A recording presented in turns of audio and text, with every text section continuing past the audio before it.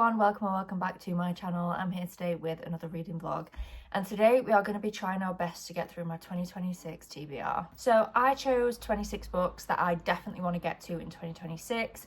Quite a lot of these are books that, rather than new releases, they are ones that have been on my radar for quite a while. There are definitely a couple of newer releases thrown in there as well that I really want to get to, but for the most part these are books that have been sitting on my TBR for a long time or are in series that I just need to get on with reading. So the first book that we are going to read is Blood Over Brighhaven by Emma Wong. I have this both on audio and on Kindle because it was on sale for 99p, so I'm going to be swapping between the two of those. This is a fantasy book that I don't know very much about at the minute. I'm currently halfway through chapter 1, so I'm really not very far in. It follows a tribe. Bearing in mind this is from half a chapter of reading. I haven't read the synopsis. I like to go in blind. The tribe are just about to set off on some kind of journey which seems very, very dangerous right from the offset. So we've got straight in to some kind of action in the book. We've straight away got quite high stakes. I imagine some people are probably going to die quite early on in this book. Like, we are straight in there. Another thing I also love about this is that it's a standalone. It's a standalone fantasy. There needs to be more standalone fantasies, guys.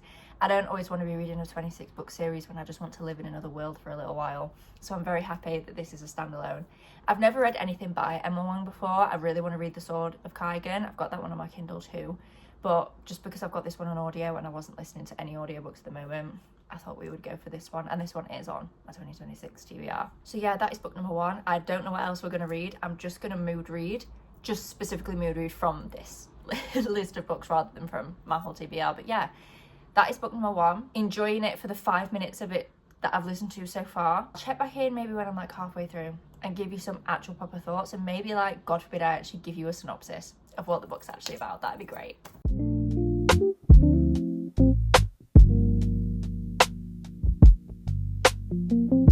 It is a couple of days later and I am now around a quarter of the way through Blood Over Brighhaven, so I can now actually give you a synopsis and B, some of my kind of initial thoughts. So what I said before was right, that one of our main characters crosses this big frozen lake with his tribe and arrives at the place where our other main character, Siona, lives. So Siona is living in this world where women are very, very much seen as being lesser than men, not as intelligent, and she basically has dreams to become a high mage. In this world, I don't fully understand the magic system yet, but it's based on spells, but not like witchy wand waving spells. It's quite technical, it seems, the way that magic works, and she wants to become a high mage. There is never in the history of ever in this world been a female high mage. She accomplishes that very early on in the book. She has to do like a test exam kind of thing and becomes a high mage. And her assistant, who was actually the janitor, and to be offensive basically, she gets given the janitor as an assistant. Most other people would have kind of specifically qualified assistants who had been to university, who had studied this magic themselves. Because her colleagues are raging misogynist freaks, they give her the janitor as an assistant, and the janitor is none other than Tomil, who is the character that we follow right at the beginning, who crosses the lake with his tribe. So he is not from this country, and that is made abundantly clear over and over and over again. If you think women are looked down on, try being any other race other than the one of this place. Like, seriously, they are incredibly racist to this man. And I am really conflicted. I really like Siona as a person. I really like that she is not letting the mistreatment of her colleagues dissuade her from doing what she wants to do and accomplishing what she wants to accomplish. However, Tomil has kind of called her out, rightly so, because her intentions, she keeps saying that she's doing this. Basically, now that she's become a high mage, she's part of a bigger project which will ultimately protect the people living in her country. And she keeps saying she's doing this for the people, but her actions are kind of contradicting her words, or even her other words are contradicting her words. I feel like I'm not being very coherent in this clip. Basically, she keeps saying, yeah, I'm doing it for the people, I'm doing it for the people, but then she'll let little things slip where it seems quite clear that she's doing a lot of this for her, which, don't get me wrong, a lot of that makes sense. She's the first female high mage ever. It makes sense that she would want to create a good name for herself and kind of prove herself to these people who are treating her so awfully and think that she's just not worthy of of this position. Even though to the reader she's very much proved that she is, they just won't believe that she's capable of being in this role. So he calls her out for that, which is good. Another thing that no one has called her out for yet, that I'm really hoping is going to happen, I'm hoping this is on purpose and that it's going to be used later as a teaching moment, because she is also inwardly incredibly racist to her assistant, to Tomil. Not in the same way as her colleagues are. Not in that, I don't think she actually believes that he is lesser than her. Do I believe that a little bit? Basically what I mean is that it's unconscious, like subconsciously, she is saying things that are very questionable about Tomil. Not in, I don't know how to describe it, not in a completely irredeemable, she's awful, she's actually a racist kind of way, but in an equally damaging kind of way where it's been so ingrained into her that his race is lesser than hers, that it's subconsciously coming through in some of the things that she says and does. As I said, I'm really hoping that that is on purpose, so that later on in the book, someone, maybe Tomil, someone else, I don't know, is going to call her out for that, and it can be, alongside this book being kind of commentary on being a woman in a male-dominated space, I hope it also touches on Tomil's experience of living in a country dominated by one race and not being of that race, and having all of these people think that you are lesser just because of where you come from and because of your identity and because of your race and because of who you are. I'm really hoping that we get more commentary on that as well. I think we will. I have trust in ML Wong that she wouldn't just write a main character that's like potentially has questionable subconscious, like what I'll call it is like racial bias. I think she has subconscious racial bias rather than actually being, she's not a bigot, don't get me wrong. I don't want to make it sound like if you go into this book you're going to be reading about this awful person. I don't think that's the case, but I think it's important we acknowledge that subconscious racial bias can be equally very damaging. But as I said, I trust Emma Wong. Like I trust that this is going to become a thing. Anyway, I'm gonna go. I'll probably come back in now when I finish, unless my thoughts massively change. I'll pop back in when I finish this one and we will see what I'm gonna read next. I have literally still no idea. I'm not still in bed. I've spent the morning cleaning my house while listening to Blood Over Brighthaven, and I'm just taking a little break to give you an update. I am now 58% in and I hate it. I hate it, but I'm conflicted. The reason I hate it is because of the main character. I said before I liked Siona, but I had my reservations about her. Now I just don't like her. She, as I mentioned before, her assistant isn't from the country that they are currently in. And as I also mentioned, his people are very oppressed. People are very, very racist towards them. Every time he tells her this, every time he tries to suggest something, even in moments where she thinks she's trying to help, she will not listen to him. She is doing my head in. It's even worse almost that she's like, I'm going to help these people, but you're not listening to them. She keeps maintaining that she is right about everything and that her way is the best way. No, listen to the people you're actually trying to help.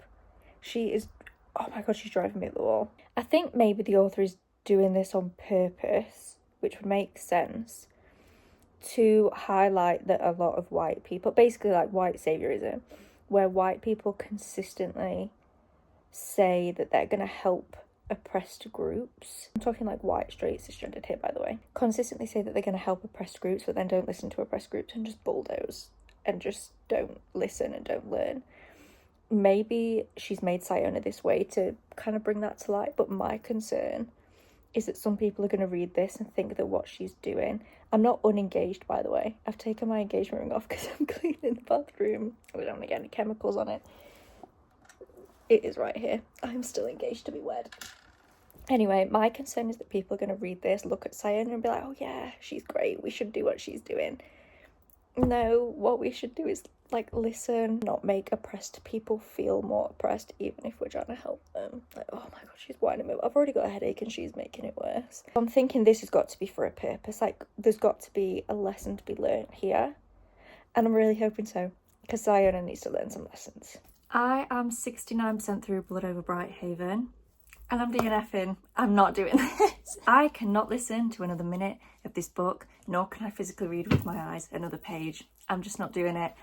I said what I was going to do, and I went and read some non-spoiler reviews of people that had actually finished the book, and so, like, I'm talking hundreds of people, were saying the same things about how the main character is just so infuriating, and that she's still 70% into a book is not listening to the people she's trying to save. Listen to them. They are telling you that what you're doing isn't the right way to go about things, but you don't care, because she is so self-serving. So self-serving. The thing that really did it for me is she was sat having a conversation with the girl. I think this girl is a teenager. She's Tommel's younger sister. So either way, she's younger than her. And this girl is also Quen, the same as Tommel. They are both immigrants to this place that they now live in. Bearing in mind she's also female, right? That becomes relevant. So Siona, she sits and has a conversation with this girl from a very oppressed race. And she's saying, oh, but our experiences are the same because, like, as a woman, she is a woman. She's a woman and from an oppressed race. Intersectionality, have we heard of her? Clearly Siona hasn't. And she's just so insufferable, and she wasn't getting any better. I also don't understand how Siona and Tommel are supposed to end up romantically involved by the end of this book. If I was him, I'd simply push her off a cliff. I don't understand how they're supposed to become romantically entangled whatsoever. Literally no idea. But yeah, that conversation really just did it for me. The fact that she was sat there like, woe is me, my life's been so hard. And like, yeah, your life has been hard as a woman in a male-dominated world. But so was hers, because she's also a woman. And she's of a different race to you. And in the country that you live in, her race is oppressed. Intersectionality. Oh! The book makes me mad. So I'm just not reading it anymore. DNF. I have started the next book that we are going to read for this video, which again is obviously a book from my 2026 TBR. And that is Mansfield Park by Jane Austen. I've picked this one up on audio. I'll probably listen to most of it just because I'm already reading a book for another video on my Kindle. So I wanted an audio book that I can dip in and out of over the next week or so, as and when I want to be listening to something. So in Mansfield Park, our main character is Fanny, and we start following her when she is a child, but we don't spend much time on her childhood. I think I'm on around chapter 3 or 4, and we kind of skip to when she's like 15 years old. So we don't spend too much time following her as a child, but essentially she is sent to live with a very, very wealthy family, and she is raised by them, but she is still very much seen as kind of other. She's not as smart as the kids that were biologically born into this family. I don't know, she's just not seen as, I don't know, just as fondly as they are. And so far, I'm really enjoying this. As I said, I'm not very far in. I'm only on around chapter 3 or 4. I can't remember because I said I listened to it. But I just love Jane Austen's writing. I love the whimsy. I love the slight nonsense. I just love the way that Jane Austen writes. This is my 3rd Jane Austen book now. I've read Pride and Prejudice and Emma.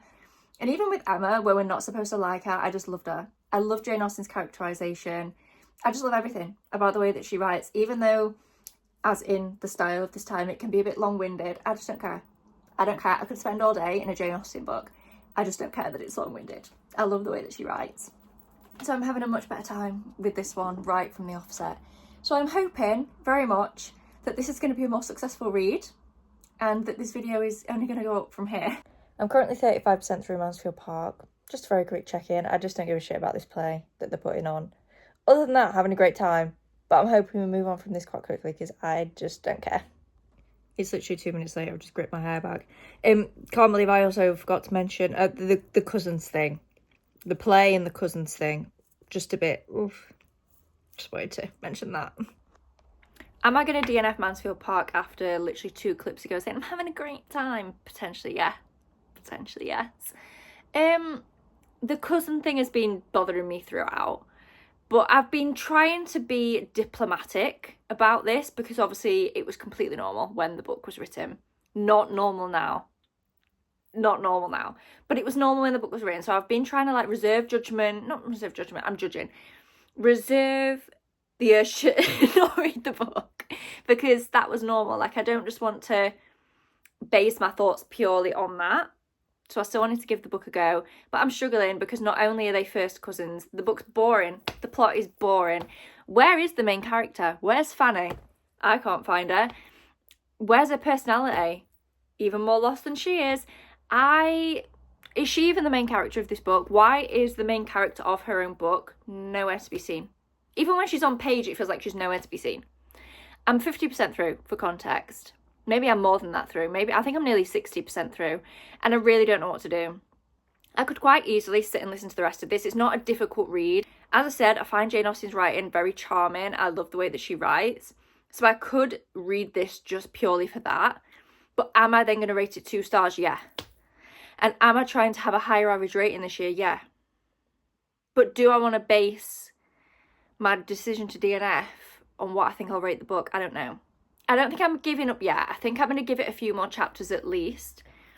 See how things go. But there is potential that we are going to DNF 2 books in a row in this video. And that's fine. That's fine. Every year in my life is the year of the DNF. If I'm not enjoying a book, I'll DNF. If I'm not enjoying it, I'll DNF. If I'm going to rate it low, I'll DNF. If I simply don't want to read it, I'll DNF. I try and make good choices and choose to read books that I don't want to DNF. But if it comes to it, I'll DNF. I just will. So there's that. No idea if we're even going to finish this book, but I just wanted to give you a check-in to let you know that I am struggling with this one. After literally saying, I'm having a great time, I love her writing. Still true, I do love her writing, but I am no longer having a great time. I'm having a pretty awful time actually reading this book. Did I finish Mansfield Park, or did it finish me? I did indeed finish this book. I should have DNF'd. But after I said I'm not having a good time, they're first cousins, and it's boring, and the characters have no substance, that all continues to be true, but I just keep getting sucked in by Jane Austen's writing, and usually it works out for me. As I said, I read Pride and Prejudice, loved it, read Emma, loved it. So I just thought, I'll just vibe with the writing, like, we'll just kind of ignore everything else. And it just continues to get worse. Like, at no point did any character become interesting. At no point did it become less weird that they were first cousins, who, mind you, again, sorry if I'm not farting, I'm sat on a leather sofa. Mind you, not only are they first cousins, they were raised as siblings. I don't think I mentioned that before. I think I was so flabbergasted by the cousins thing that I didn't mention the sibling thing. They were raised as brother and sister.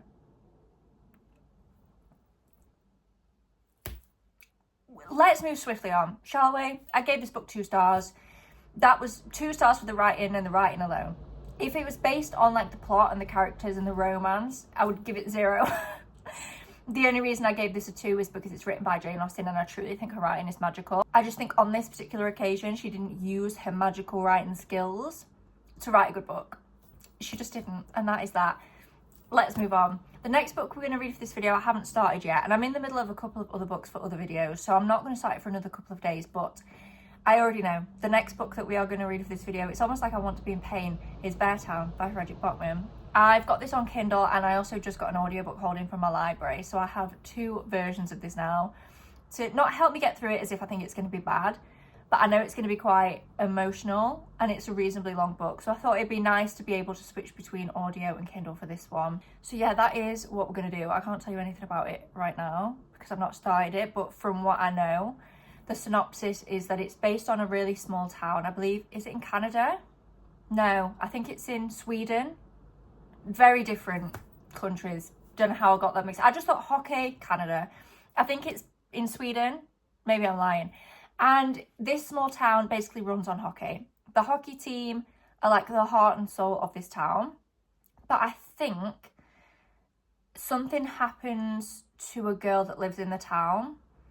And I think either the person that definitely did it, and we know that, or the person that's accused of it, and we don't know who did it, I think is on the hockey team. Does that make sense? Basically, I think someone who has allegations against them is on this hockey team, maybe. But there's like a weird dichotomy between, oh no, done bad thing, and small town relies on hockey team. So I think this is a story of how horrific that obviously is. I'm not saying I agree with that, by the way. Down with the hockey player if he did anything. I don't know yet, I've not started the book. But I think this is a story about everyone in the town. Apparently has quite a lot of points of view, but I think primarily about the experience of that girl and how horrific I can imagine it must be to have to live in a place where everyone lives and breathes this team, but you know that someone on that team did something completely life-changing and unforgivable to you. But no one seems to care because they care more that the small town relies on the hockey team. I think that is the premise of this book. Could be wrong, but from what I've heard, that is what I've kind of gleaned about what the book is about. But yeah, that is the next book we're going to read for this video. I'm simultaneously excited and terrified, but we will see. I'm just choosing pain at this point by choosing to read this book, but it is what it is. Hopefully I love it. I'm currently 50% through Beartown and I'm obsessed. I'm literally obsessed. When I say I'm obsessed, like, I'm not having a fun time. This isn't a fun book.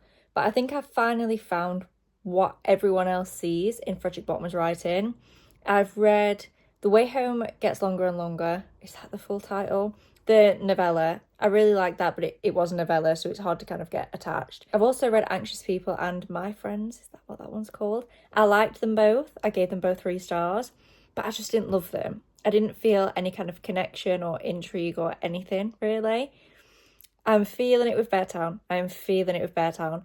The thing that I thought would happen has happened, but I think what Frederick Botman has done so well to make this feel realistic is that, obviously I'm not going to say who's involved, but the person who commits the crime, like, I'm not saying you couldn't see it coming, like, they were definitely in the back of my mind as someone that I was constantly thinking, like, who's going to do this and who else is it going to involve? But I think Frederick Botman did such a good job at making this feel realistic by setting this character up as someone who is very popular, very charming, almost at one point before, not after he does what he does, before, like, way before, there's like a moment where you feel quite sorry for this character potentially. And I think he did such a good job because that is realistic. A lot of these, I don't want to like spoil anything, so I'm being really annoyingly vague, but a lot of times when these kind of crimes happen, it's not always a random stranger. It's not always someone that you would necessarily expect. And in some ways you can expect it to be this person in this book. But again, I think Frederick Botman just did such a good job at making this person feel like a person who committed a crime, which I think makes it hit harder. Does that make sense? Like, I don't want it to seem as if I'm like, like this poor boy, like no, not literally, not at all. I'm saying it hits harder and it makes it more emotional and feel more real because of how it was all set up before. I really hope that makes sense. I'm really not saying this to say I feel sorry for him. Literally, lock him up, a vile creature. I was a bit unsure because people said that there's a lot of points of view in this book, and there is. And it's not as if people get different chapters, so you will just switch from one paragraph to another. It's a third-person omniscient narrator, so you see in everyone's heads. But as I said, it's not like POV chapters. You will just, from one paragraph to another within the same chapter, switch and start following someone else. And I worried that I would find that confusing, but I haven't. I haven't found it confusing. And I'm listening to it on audio, which I think increases the chance of me finding something confusing if there's a lot of characters involved, but I really haven't. I think the characterization in this is fantastic. I can tell everyone apart. Like, everyone just feels like they've got their own story, and I think that's the benefit of giving characters a point of view when you have a lot of characters, is that they all feel real. And I just love the way that this is being done. I love the way it's being told.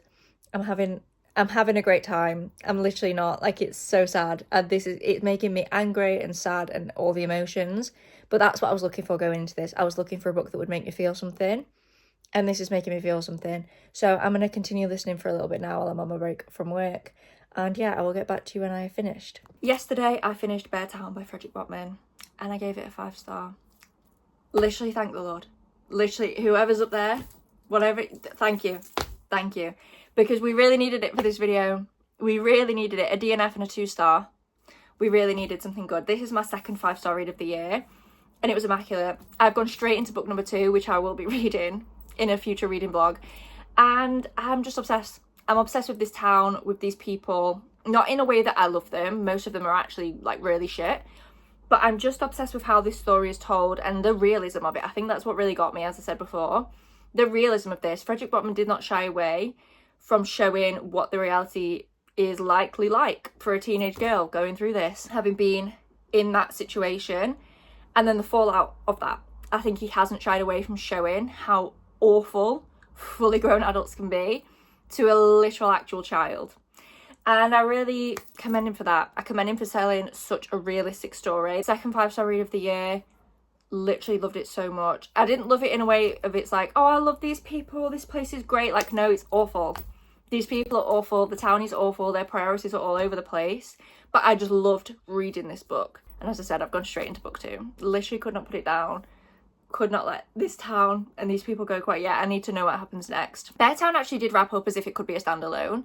So you don't have to carry on in the series. I don't know what happens yet, so I don't know what you would be missing. But it does wrap up at the end in like a nice neat little bow, but I just wasn't ready to let this go. Am I surprised by this? Honestly, yes, because every Frederick Bachman I've read, none of them have like hit in this way. As I said, I've had a 4-star and 2 3-stars from him, so nothing has just clicked for me yet. This clicked.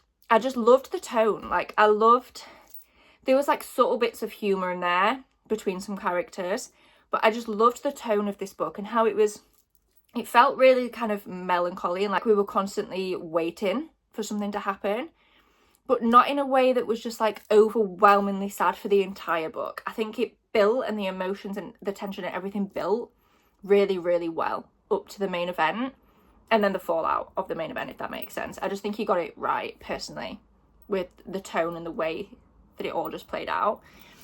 I'm going to stop gushing about this book now, and I think that is going to bring us to the end of this video. I'm in the middle of so many reading vlogs that I need to start wrapping them up, editing and actually getting them uploaded so I can get up to date, because I am quite behind at the moment. So I think we're going to wrap this one up here. Thank you so much for watching. Please give it a thumbs up down below if you enjoyed. Subscribe if you haven't already, and I'll see you in my next one. Bye!